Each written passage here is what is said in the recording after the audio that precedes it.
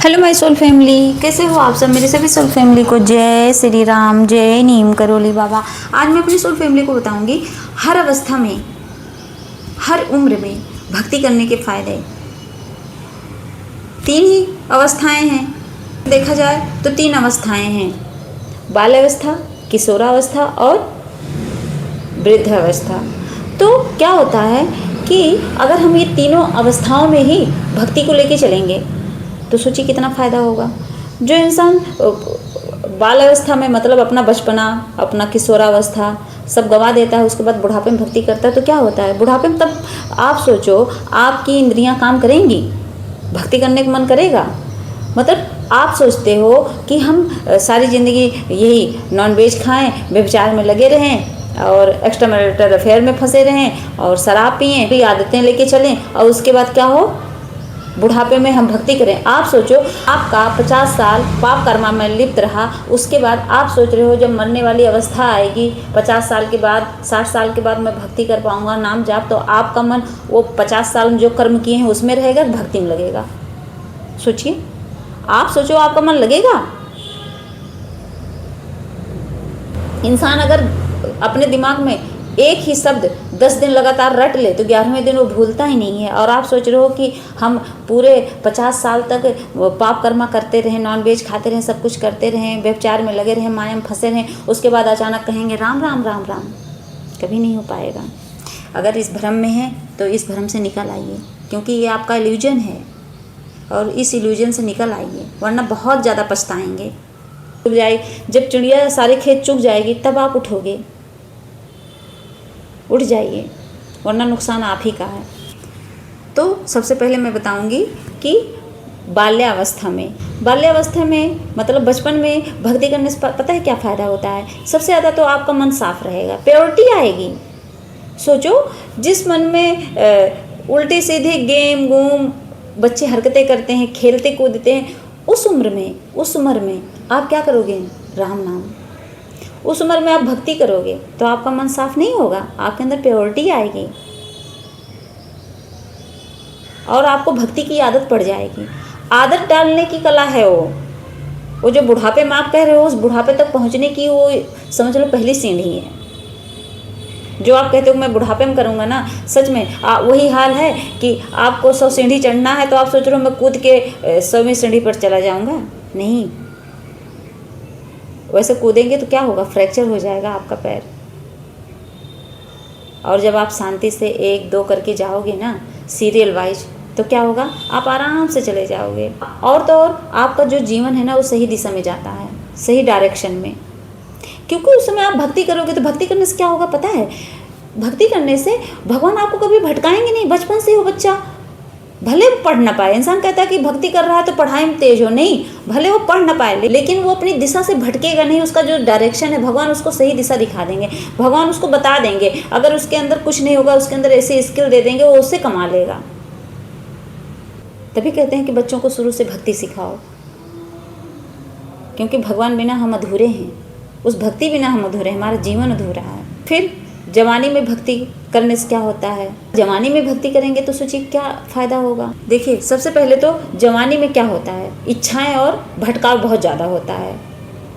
तो भक्ति करने से वो चीज़ें बैलेंस रहती हैं। भटकाव क्या है, आप बच्चे हो कोई बात नहीं, जवानी आती है तो इंसान का मन इधर उधर भटकने लगता है, इंटीमेसी, ये सेक्सुअल डिजायर, ये सब चीज़ें आने लगती हैं। इंद्रियां हमारे बस में रहती नहीं हैं, काम क्रोध लोभ मोह अहंकार सब आने लगता है। बचपने में तो नहीं आता, बचपने में तो हम इन सब चीज़ों से दूर रहते हैं, लेकिन ये जो 5 चोर हैं, काम क्रोध लोभ मोह अहंकार, ये हमें घेर लेता है। और जब घेर लेता है तो क्या, हमारी परेशानी बढ़ाता है। ईर्ष्या आएगी तो क्या, दूसरों का नुकसान करेंगे। काम वासना आएगी तो क्या, कहीं भी फंस जाएंगे किसी भी रिलेशनशिप में, पत्नी को धोखा देंगे, पति को धोखा देंगे। ये सब क्या है, ये सब भटकाव ही तो है। कितने भाई लोग ऐसे भटके पड़े हैं कि वो शराब पी रहे हैं और सिगरेट पी रहे हैं, ये सब नशा कर रहे हैं, ये सब क्या है, भटकाव ही तो है। और तो जवानी में जब हम भक्ति शुरू करते हैं तो हम माया से मुक्त हो जाते हैं, हम धीरे धीरे डिटैच होने लगते हैं। हमें समझ आती है ये चीज़ें कि आखिर में ये सब माया है, ये सब हमें फंसाने के लिए आते हैं और हमें फंसा के भगवान से हमें दूर कर देते हैं। इसका ज्ञान सबसे पहले हो जाता है। और तो और हमें गलत रास्ते पर चलने से बचाती हैं।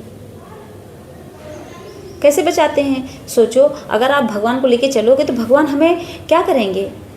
भगवान हमें इंट्यूशन भेजते हैं, भगवान हमें सही दिशा दिखाते हैं कि बेटा इस रास्ते पर मत जाना, वहाँ तुम्हारे लिए खतरा है।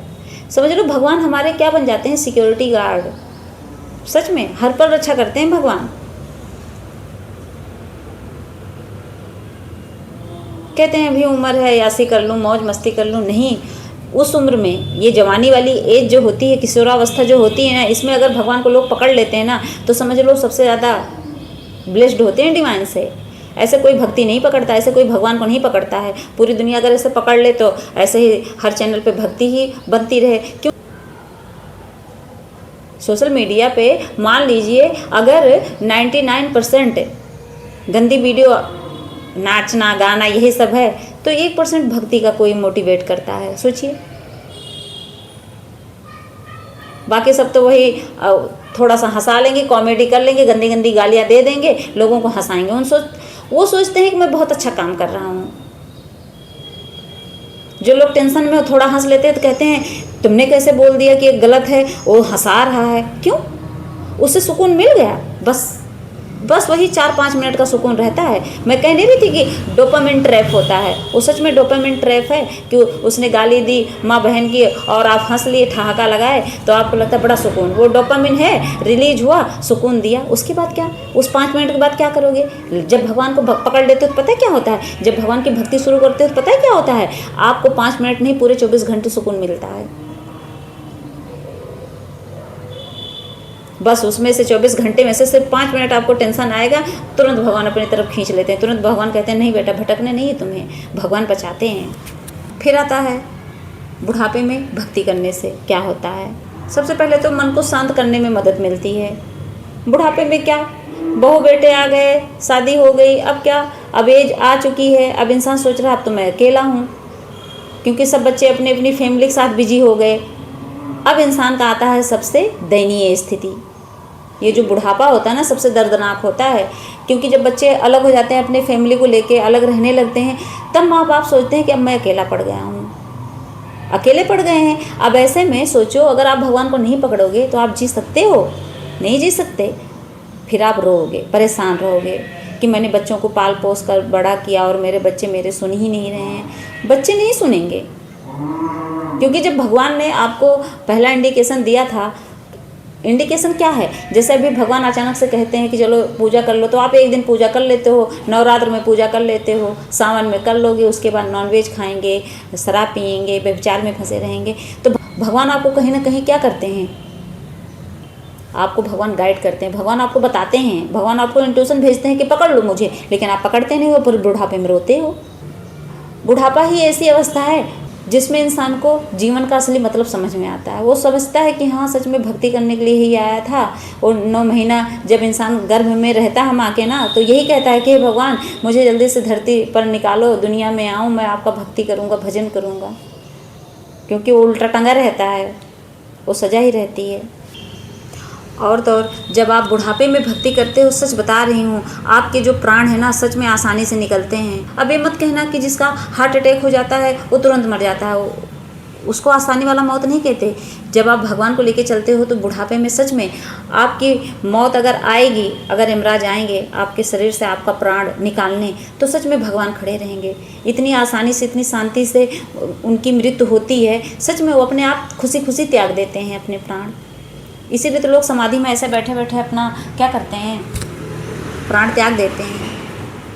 उनको कोई कष्ट नहीं मिलता, उनको कोई कष्ट होता नहीं है अंत समय में। लेकिन जो भगवान को नहीं मानते, जो ये मांस शराब व्यभिचार में फंसे हैं, बुरे कर्मों में फंसे हैं, ईर्ष्या में फंसे हैं, उनका क्या होता है पता है? कहते हैं उनको, उनके प्राण निकलते हैं ना जब, इतनी पीड़ा होती है, इतना दर्दनाक वो सीन होता है ना, कि ऐसे उनको कहते हैं कि अचानक से पेन शुरू हो जाएगा, दर्द रहेगा, वो बता ही नहीं पाएंगे मुँह से। मार मार कर प्राण निकालते हैं यमराज, क्योंकि जाना ही नहीं चाहते उस बॉडी को छोड़ के। जो पूरी जवानी और बचपना सब कुछ माया में जो पूरी जवानी बिता दिया ऐशो आराम में, माया में, वो बुढ़ापे में आसानी से जाएगा इस धरती से? कभी नहीं जाएगा। इसीलिए कहते हैं कि डिटैच होना सीखिए। सब कुछ होते हुए भी एकदम डिटैच होकर जीना सीखिए।